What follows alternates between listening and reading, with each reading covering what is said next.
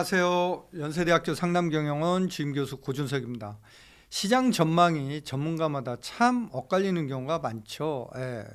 제가 2023년 전망할 때는 9대 1이었어요. 저 혼자만 오른다라고 했고 나머지 모든 분들은 떨어진다라고 했는데 그때 기점부터 오르기 시작했죠. 자, 요즘 전세가율이 오르면서 갭 투자 관심이 많으신 것 같은데 오늘은 이에 대해서 같이 이야기를 나눠보도록 하겠습니다.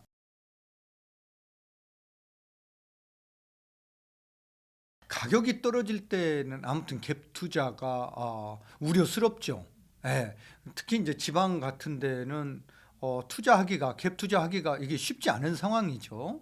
그렇다라면은 이게 상승 국면인지 하락 국면인지도 굉장히 중요하다라는 거죠. 시장을 보는 눈도 굉장히 중요한데 올해 시장을 조금 얘기를 하자면은 지금 입주 물량이 지금 뭐 굉장히 부족하잖아요. 금리는 하락 추세에 있다라고 봐도 될 것 같고요. 자, 공급이 부족한 반면에 또 금리는 내려가고 또 여기에 분양가는 상승하고 있고 또 공사비, 인건비 뭐 이런 상승으로 인해서 분양가가 상승할 수밖에 없는 그런 또 시장 분위기잖아요. 자, 이런 것들을 감안할 때 올해 시장 가격도 우상향할 가능성이 높다 이렇게 보는 거죠. 근데 이게 전국적으로 다 해당되느냐? 아니다. 서울 수도권 일부 지역에만 해당되기 때문에 이런 지역이 어딘지를 잘 보고 내 집 마련, 갭 투자에 나서는 게 좋을 것 같다. 이렇게 말씀드릴 수 있겠습니다. 지방은 투자하면 안 되겠죠. 우리가 이제 갭 투자도 어디다 하느냐, 오를 지역에 갭 투자를 해야지 떨어질 지역에 갭 투자를 하게 되면은 리스크가 굉장히 크다라는 거예요.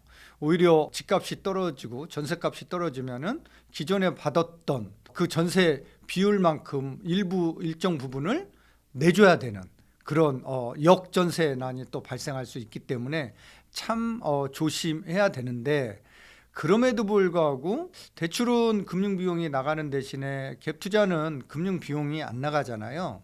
그런 면에서 갭 투자는 내 집 마련에 그동안에 디딤돌 역할을 해왔다 이렇게 보는 거죠. 그래서 어느 순간 갭 투자가 굉장히 시장에서는 안 좋게 인식이 돼가고 있는 게 저는 굉장히 안타까워요. 예, 그래서 지금 있는 돈으로 또 전세를 끼고 내 집 마련을 해놨다가 전세돈을 다 빼줄 만큼 소비도 줄이면서 돈을 모아서 내 집 장만하는 대로 뭐 입주해서 이렇게 해서 내 집 마련 해 나갔던 우리 부모님 세대들을 기억해 보면은 전세 끼고 내 집 마련하는 게 굉장히 좋은 방법 중에 하나다. 이거를 투기로 오해해서 이거를 꺼려하고 이거를 손가락질하고 그럴 일은 아니다. 저는 이렇게 보고 있어요.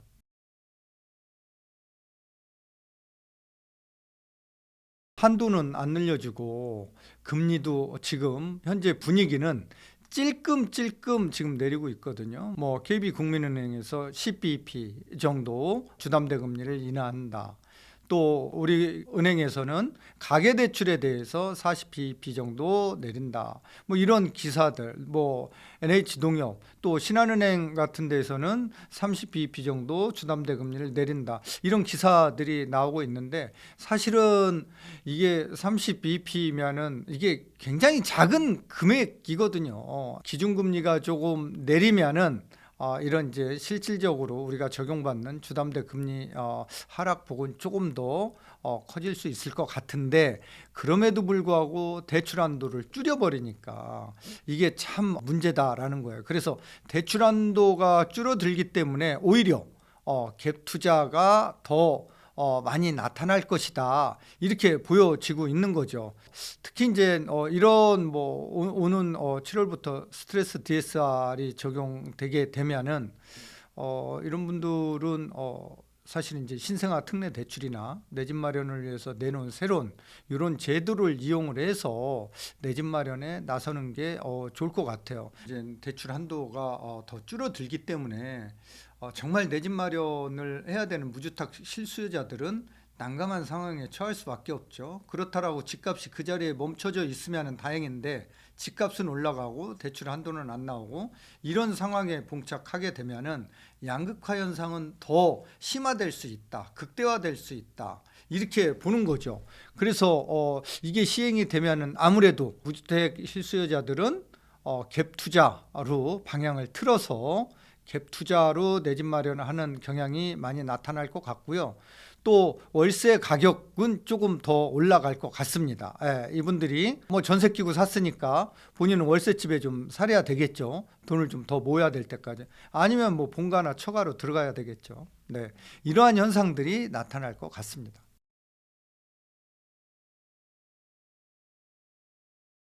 그러니까 이제 이 갭 투자 지역을 잘 선정을 해야 된다라는 거죠. 그래서 지방의 미분양 아파트를 사서 전세를 놓고 싶어도 놓을 수 없는 상황이에요. 그러니까 이제 미분양으로 쌓여 있는 거잖아요. 이런 지역에 내 집 마련은 지향하자라는 거죠. 예, 그래서 실수요자들이 모이는 지역, 예, 이런 지역에 갭 투자를 내 집 마련을 해야 된다, 이렇게 보는 거죠. 특히 전세 수요가 없는 지역이다, 이런 지역에 갭 투자를 했다가 나중에 이게 집값이 조금 떨어지면은 오히려 전세값도 우리가 다음 세입자를 구할 때 전세값을 내가 추가로 부담해서 내보내야 되는 이런 현상도 또 나타날 수 있거든요. 그래서 그때 본인이 전세 자금에 대해서 반환을 할 수 없다라고 하면은 이거 집이 이제 경매로 넘어가거나 이런 경우에 봉착하게 되겠죠. 그래서 이제 전세 수요가 많은 지역, 월세 수요가 많은 지역, 이런 지역을 선정을 하고, 전세가 비중은 제가 봤을 때 지금 뭐 국민은행 KB 지표로 보면 54% 정도 됩니다. 그러면은 이 정도 50% 수준에서 전세 끼고 내 집 마련하는 이 정도면은 안전하다. 하지만 수도권 일부나 지방으로 내려가면은 오히려 전세가 비중이 80%, 90%를 넘어서는 지역도 있다. 이런 지역에 내 돈 1,000만 원만 가지고 1억만 가지고 투자했다가는 낭패를 당할 수 있다, 이렇게 예상이 되기 때문에 그런 점에 우리는 주의하자, 이렇게 보는 거죠. 근데 이제 서울도 뭐 급지가 다 있지만 뭐 강남으로 가는 게 가장 좋겠지만, 여기는 이제 사실은 이제 가진 종잣돈이 자금 계획이 제대로 세워져야 되잖아요. 그래서 그러면은 자금 계획이 돈이 다 마련될 때까지 내 집 마련 안 하고 기다릴 거냐? 이거는 아니다라는 거죠. 자기가 지금 현재 가지고 있는 자금 계획 범위 내에서 그 지역에 맞는 그 지역에 내 집 마련을 하는 게 좋고, 해당 지역 내에서도 아파트 단지별로 상하급지가 존재하고 있습니다. 수요자들이 원하는 지역은, 이게 매매 수요자든 전세 수요자든 월세 수요자든 이 세 부류의 실수요자들이 원하는 지역은, 첫 번째는 교육 환경이 좋은 데다라는 거죠. 두 번째는 주변에 편의시설이 좋아야 된다는 거죠. 예전에 우리가 편의시설 하면 백화점, 뭐 마트를 꼽았는데 지금은 빅5 종합병원이다라는 거죠. 또 대학병원이 주변에 소재한 이런 주변 지역의 집값이 중요하다. 세 번째는 자연환경이 좋아야 된다. 주변에 공원이 제대로 갖춰져야 된다. 예를 들어서 뭐 한강 둔치라든가 올림픽공원이라든가 양재천이라든가 여의도 공원이라든가 용산 공원이라든가 이런 것들이 주변에 집값을 올려준다라는 거죠. 네 번째는 교통 환경이다라는 거죠. 지하철이 몇 개가 있느냐, 이게 굉장히 집값에 영향을 미친다. 그래서 요즘 지하철에서 먼데 10분 거리 이상 사는 것도 굉장히 힘듭니다. 왜냐하면 서울의 지하철이 워낙 많기 때문에. 그래서 5분 거리 이내에 아파트 단지가 소재하고 있느냐, 이거 중요하고, 자, 그런 곳이라고 하면은 세대수가 2000세대 플러스 마이너스 500세대 이런 규모의 대단지를 선택하는 게 커뮤니티 이용에 좋다. 나중에 또 재건축을 하더라도 제대로 된 커뮤니티가 들어설 수 있다, 이렇게 말씀드릴 수 있기 때문에 이런 곳을 선택하자, 이렇게 말씀드릴 수 있겠네요. 우리가 이제 아파트 투자를 하는 이유는요, 부동산 투자를 하는 이유는 내 집 마련 목적뿐만 아니라 플러스 재테크 개념이에요. 그러면 우리가 집을 살 때 자본 수익 위주로 봐야 된다라는 거죠. 그래서 임대 수익이 얼마 나오냐, 월세가 얼마 나오냐, 이거는 중요하지 않다라는 거죠. 그런 임대 수익보다는 자본 수익이 내가 3년을 가지고 있을 때, 5년을 보유하고 있을 때 얼마냐, 이런 캐피탈 게인 기준으로 우리가 내 집 마련을 할 때 고려해야 될 가장 중요한 사항이다. 그러려면은 그런 것들을 골고루 고려를 해야 된다. 이렇게 말씀드리는 거죠.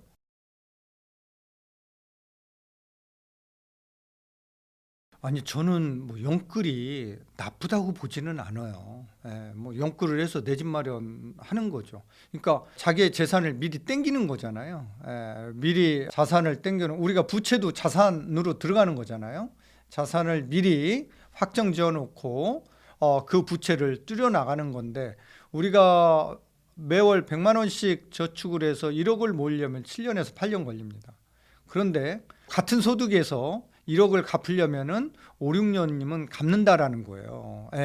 이렇게 돈을 모으는 속도는 언덕길을 올라가는 속도, 갚는 속도는 언덕길을 내려가는 속도로 보시면 된다. 그래서 집값이 그대로 있으면 상관이 없는데 집값은 계속 우상향하고 있다라는 거죠. 2024년 3분기 국민은행 KB에서 발표한 PIR 기준을 보면은요, 8,200만 원 소득으로 서울 소득을 받는 이제 소득자들, 급여 소득자들이 집을 살려면은 9억 원짜리 집을 살려면 11년 걸린다라는 거거든요. 근데 10년 전에는 몇 년 걸렸냐? 그때는 7년 걸렸다라는 거죠. 집값이 이제 올라가기 때문에 그러는 거잖아요. 그래서 이런 거를 감안했을 때, 이런 거를 PIR 지수는 계속 벌어지고 있다라는 거죠. 이런 걸 감안했을 때 영끌을 해서 내 집 마련하는 게 좋은데, 그럼 몇 프로가 적정하냐라는 거예요. 우리나라 1인당 GDP 대비 총 저축률을 보면은요, 33%에서 37% 사이입니다. 이건 이제 한국은행에서 발표한 자료입니다.